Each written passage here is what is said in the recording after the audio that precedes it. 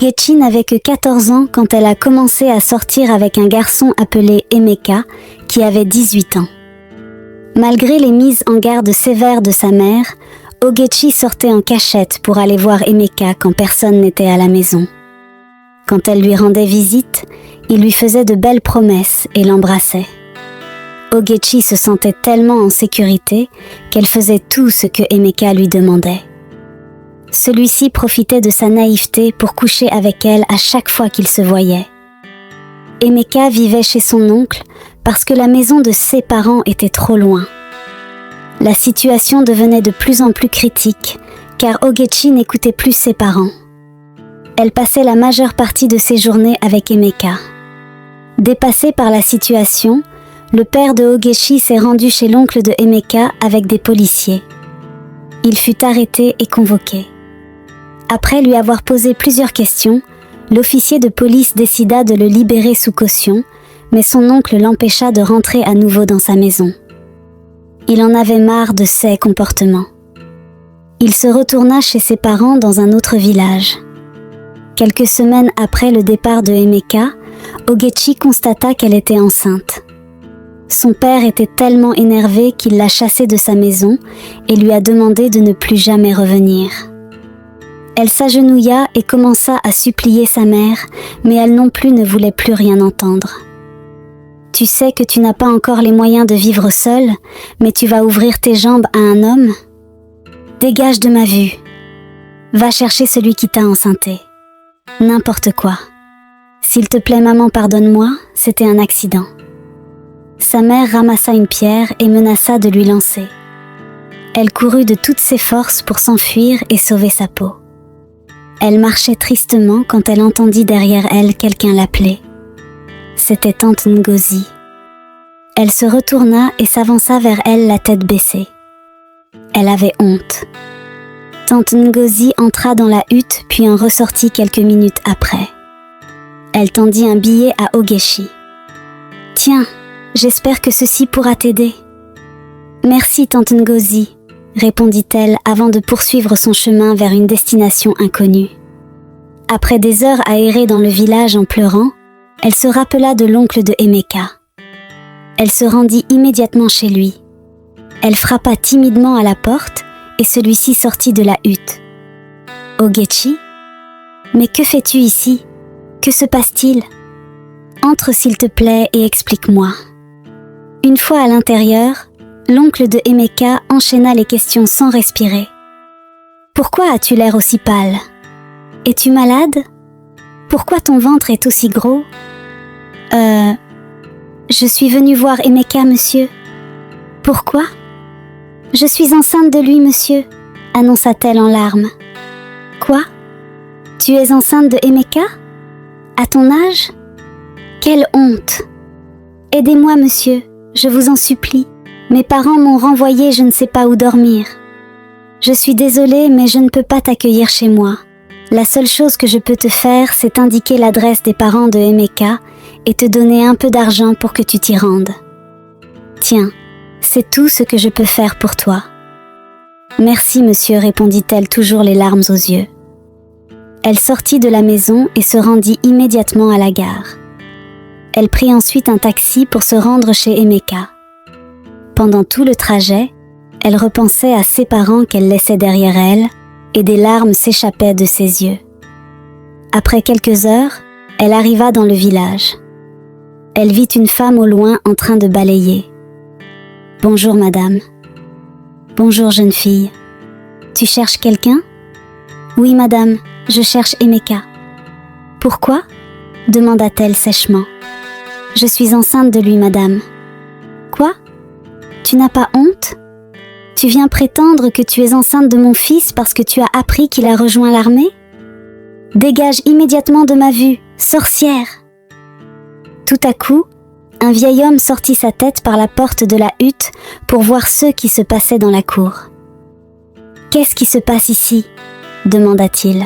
« Cette fille vient de nulle part et dit qu'elle est enceinte de notre fils. » Le monsieur la regarda comme s'il cherchait une réponse dans son visage, puis il lui demanda « Tu es sûr que ce que tu dis est vrai ? » « Oui, monsieur, » répondit-elle. D'où viens-tu ? C'est l'oncle de Emeka qui m'a donné votre adresse. Emeka n'est pas ici actuellement. Il a été embauché dans l'armée et il a voyagé. S'il vous plaît, monsieur, laissez-moi rester ici. Je n'ai nulle part où aller. Mes parents m'ont chassé de la maison, poursuivit Ogechi en pleurs. Tu n'as pas de maison et alors ? S'exclama la mère de Emeka. Tu n'es pas la bienvenue ici. Ma maison est déjà pleine. Ta maison ? Tu as ramené une maison quand je t'ai épousée ? Demanda le père de Emeka à l'air énervé. Écoute, jeune fille, suis ma femme. Elle va te donner une chambre où tu vas rester en attendant le retour de Emeka. Merci infiniment, monsieur, répondit Ogechi le cœur soulagé. Elle suivit la mère de Emeka jusqu'à la chambre. Une fois à l'intérieur, celle-ci lui lança des menaces virulentes. Tu penses que tu pourras t'en sortir aussi facilement ? Sache que tu n'as encore rien vu. Tu as la chance que mon mari soit intervenu à temps, mais je m'assurerai personnellement de m'occuper de toi dans cette maison, espèce de sorcière. Mon fils Emeka n'a jamais connu de femme dans sa vie. Depuis que nous vivions dans la pauvreté, personne n'est venu ici dire qu'elle est enceinte de lui. Maintenant qu'il a rejoint l'armée, tu apparais de nulle part comme par magie. Tu vas bientôt comprendre à quoi ressemble ma colère, sale chienne. Elle sortit l'air furieuse. Ogechi essaya de rester forte. Même si elle redoutait la suite, elle était quand même reconnaissante d'avoir trouvé un endroit où dormir. À la tombée de la nuit, alors que tout le monde était au dehors, Ogechi n'osait pas sortir de sa chambre.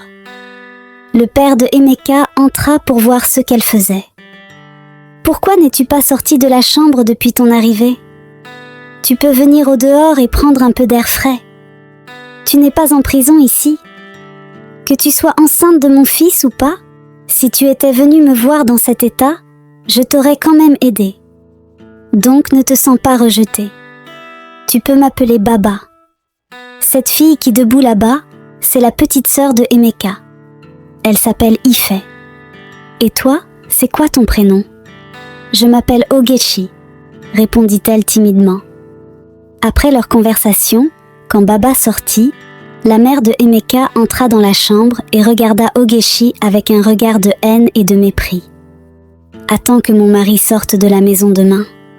Je vais te montrer à quoi ressemble ma colère. » Elle sortit ensuite l'air énervé.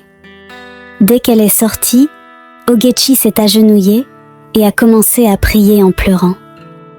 Le lendemain, alors qu'elle dormait encore, Ogechi se fit réveiller par la mère de Emeka avec de l'eau froide. « Tu dors encore à cette heure ? Lève-toi immédiatement et va balayer toute la maison. Ensuite, tu prépares à manger pour nous tous. Ensuite, tu laves tous les vêtements sales que j'ai mis dans la cour. Ensuite, tu vas aller puiser de l'eau pour le soir. Et ensuite, tu iras au marché faire les courses pour demain. Si tu ne finis pas tout, ce que j'ai demandé avant 16 heures, sache que tu n'as rien à manger ici. » Pendant plusieurs mois, Ogechi vécut chez les parents de Emeka, où elle se faisait maltraiter par la mère de Emeka chaque jour. Elle ne manquait aucune occasion pour la frapper. Un matin, alors qu'elle balayait le salon, elle aperçut la silhouette de quelqu'un entrer. La personne ressemblait étrangement à Emeka. Elle se pencha pour bien voir et elle se rendit compte que c'était lui. Elle courut pour aller l'embrasser quand soudain, celui-ci le repoussa violemment. Soudain, sa mère entra. « Bonne arrivée, mon fils. »« Que fait cette fille ici, maman ? » ?»« Nous en parlerons plus tard, mon fils. Viens d'abord prendre quelque chose à boire. »« Non, maman, je veux comprendre. Dis-moi ce qu'elle fait ici. » « Écoute, cette jeune fille prétend être enceinte de toi et cela fait plus de 6 mois qu'elle habite ici. Je l'ai aussitôt renvoyée quand elle est venue ici, mais ton père lui a donné une chambre pour qu'elle vive ici. » Pendant qu'ils discutaient, Emeka entendit son père l'appeler. Il sortit pour aller le saluer. Après les salutations, il suivit son père à l'intérieur. Pendant ce temps, Ogechi était dans la chambre et pleurait toutes les larmes de son corps. Qu'est-il arrivé à Emeka ? Il lui avait toujours dit qu'il était amoureux d'elle et lui avait toujours promis le mariage, et maintenant il lui parle comme s'il ne l'avait jamais connu. Elle s'assit par terre, l'air perdu et désespéré. Quelques minutes plus tard, elle entendit Baba l'appeler au salon pour une réunion avec toute la famille. « Emeka, ça fait maintenant quelques mois que cette jeune fille vit ici avec nous. Elle nous a dit qu'elle était enceinte et que cet enfant était le tien. Que dis-tu à ce sujet ?» Emeka soupira et après quelques secondes de silence, il répondit « Je reconnais avoir couché avec elle une seule fois, mais je ne savais pas qu'elle allait tomber enceinte. » Son père lui répondit « Très bien, maintenant que tu es assez âgé pour coucher avec des filles, sache que tu devras aussi t'occuper d'elles. Ça tombe bien que maintenant tu as un boulot en tant que militaire. À partir de maintenant, tu dois prendre tous ses besoins en charge, tous ses besoins et tous les besoins de l'enfant qui va naître. J'en ai fini. » Après quelques semaines, Emeka devrait repartir à la base militaire pour son travail. Avant de partir, il remit quelques pièces d'argent à Ogechi et s'en alla comme si de rien n'était sans même lui adresser la parole. Le lendemain, alors que Baba était sorti, Ogechi s'est réveillée avec d'énormes douleurs au ventre. Elle se sentait tellement mal qu'elle n'eut pas la force de préparer. Lorsque la mère de Emeka entra dans la cuisine et constata que les casseroles étaient vides, elle se rendit dans la chambre de Ogechi, l'air énervé. « Tu es encore couché à cette heure ? Et depuis le matin tu n'as rien préparé ? C'est à moi de te... » Avant même qu'elle n'eût le temps de se justifier, elle se jeta sur elle et se mit à la rouer de coups de balai sans tenir compte de son état de grossesse. Elle la frappa tellement violemment qu'elle s'évanouit. Lorsqu'elle se réveilla, elle se retrouva à l'hôpital. Les médecins étaient obligés de lui faire une césarienne pour sauver la vie de l'enfant. Elle accoucha prématurément d'une fille. Elle se retourna à nouveau chez les parents de Emeka. Même si la mère de Emeka lui menait la vie dure, elle n'avait nulle part où aller. Depuis l'accouchement, Emeka n'est jamais venu lui rendre visite et n'a même pas songé à voir l'enfant. Lorsque le bébé eut 10 mois, Baba appela Ogechi. Il lui remit une petite enveloppe avec l'adresse de Emeka et peu d'argent pour qu'elle aille le voir à sa base. « Tu dois lui rendre visite, c'est aussi son enfant, et il doit le voir. » Ogechi acquiesça et fit ses bagages. Elle se rendit à la gare avec son bébé au dos. Elle prit le taxi et se rendit à l'adresse inscrite sur le papier. Après 3 heures de trajet qui ont paru une éternité pour elle, elle arriva dans le camp où Emeka travaillait. Elle fut accompagnée par un officier qui la conduit jusqu'à la chambre de Emeka. Une fois arrivée, elle remarqua une paire de talons à l'entrée. Elle se doutait de ce que cela présageait, mais frappa quand même à la porte. Emeka sortit de l'intérieur, l'air étonné de la voir. « Toi encore ? Comment as-tu eu mon adresse et pourquoi es-tu venue ici ? Je suis venue t'annoncer que j'ai accouché et c'est comme ça que tu m'accueilles, moi et ta fille. Écoute, ce n'est pas le moment de faire des histoires. Tiens cet argent et retourne à la maison. Je viendrai vous voir à la fin de ce mois. » Ogechi ne savait pas quoi répondre. Elle était presque en larmes. Soudain, une jeune femme sortit de l'intérieur, l'air confuse. « Chérie, que fais-tu ? C'est qui cette fille ? Ne t'inquiète pas, c'est juste ma sœur. Elle vient du village. Je lui ai déjà donné de l'argent pour qu'elle retourne à la maison. » Il prit la main de la femme et ils se dirigèrent à l'intérieur, puis fermèrent la porte en laissant Ogechi seule dehors. Elle ne savait plus quoi faire et commença à pleurer alors que son enfant pleurait aussi. Les larmes lui montèrent aux yeux et elle s'assit à même le sol pour l'allaiter. « J'aurais dû écouter mes parents » pleurait-elle à même le sol sous le soleil quand soudain, Emeka sortit à nouveau l'air énervé. « Mais tu n'es toujours pas partie ? Quelle langue comprends-tu ? Amène l'enfant avec toi et rentrez au village. Je passerai vous voir d'ici la fin du mois. Pourquoi me fais-tu vivre tout cela, Emeka ? Pourquoi tu m'as menti et abusé de moi alors que tu savais bien que tu ne m'aimais pas ? Quand bien même je suis avec ton enfant, tu n'as aucune compassion pour moi ? Écoute, je suis déjà en retard et je ne veux pas trop parler.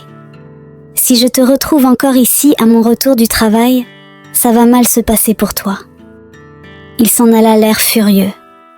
Ogechi se mit à nouveau à pleurer. Elle s'assit au sol devant la hutte, l'air perdu. Soudain, une femme officier qui passait devant elle remarqua qu'elle pleurait et s'approcha d'elle. « Bonsoir, jeune fille. Tu vas bien? Tu cherches quelqu'un? Tu ne peux pas rester sous ce soleil brûlant avec l'enfant. Qu'y a-t-il » Ogechi expliqua toute la situation à la dame. Elle était tellement compatissante qu'elle décida de l'aider. Elle prit l'enfant et se dirigea vers une hutte en demandant à Ogechi de la suivre. Elle prit ses bagages et la suivit jusqu'à sa hutte. Une fois à l'intérieur, la dame fit un bain pour l'enfant. Elle donna ensuite de la nourriture à Ogechi. « Vous pouvez rester chez moi le temps de trouver une solution. Cela ne me dérange pas parce que je vis seule ici. Tu peux m'appeler tante Uzoma. » Ogechi eut les larmes aux yeux. « Merci infiniment, tante Uzoma. Je ne sais vraiment pas comment j'aurais pu m'en sortir sans votre aide. » Pendant plusieurs semaines, Ogechi commença à habiter chez tante Uzoma. Un jour, alors qu'elle était partie acheter du sucre et revenait à la hutte, elle croisa la femme de Emeka qui lui barra la route. « Écoute-moi très bien, vilaine fille. Que tu sois la sœur ou la femme de Emeka, je m'en fous. Je veux juste que tu saches que c'est moi qui suis maintenant sa femme et c'est moi seule qui l'aime. » Ogechi essaya de partir sans l'écouter, mais elle tira sa main pour l'empêcher de partir. Je n'en avais pas fini. Serais-tu sourde en plus d'être moche? Je ne veux plus jamais te voir passer par ici. Cet endroit est réservé pour des personnes réputées comme mon mari et moi. Pas pour les chiennes comme toi.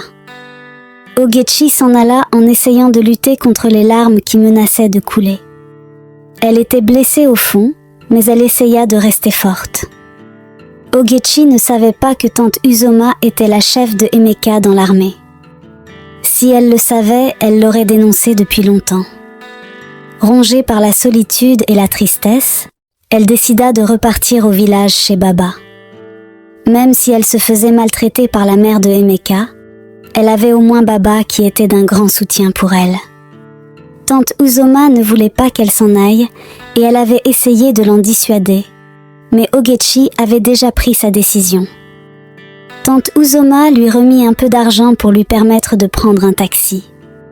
Très tôt le lendemain, Ogechi se rendit au parc avec son enfant pour prendre un taxi. Pendant le trajet, alors qu'il traversait une zone forestière entre les deux villages, la voiture s'est faite attaquer par des voleurs. Le chauffeur manœuvra en urgence pour aller se retrouver en pleine forêt. Tous les passagers de la voiture sont sortis en courant pour sauver leur peau. Certaines personnes ont abandonné leurs effets. Ogechi prit sa fille dans ses bras et courut aussi vite qu'elle pouvait, s'enfonçant davantage dans la profondeur de la forêt. Elle finit par s'arrêter en plein milieu de la forêt, l'air paniqué alors que l'enfant commençait à pleurer dans ses bras. Soudain, elle entendit une voix derrière elle. « Qui est là ?» Elle était terrorisée et le visage en sueur. Elle s'agenouilla et commença à pleurer. « S'il vous plaît, ne me faites pas de mal. » Soudain, un monsieur plus ou moins âgé sortit des buissons et s'avança vers elle. « Levez-vous, jeune fille. Je ne vous veux aucun mal. Je suis juste venue ici pour chercher des herbes médicinales. Mais que faites-vous seule au milieu de la forêt avec un enfant ?» Ogechi se releva et lui expliqua brièvement sa mésaventure. Le monsieur était désolé pour elle. « Je vis ici. Suivez-moi, je vous héberge chez moi pour la nuit. » Le monsieur prit l'enfant de ses mains et lui demanda de le suivre. Elle suivit le monsieur qui le conduisit vers une petite maison au milieu des bois. Le monsieur lui donna de la nourriture et un peu d'eau. Pendant qu'elle mangeait, elle entendit la conversation du monsieur et sa femme à l'intérieur de la hutte. « Qui est cette fille que tu as ramenée ?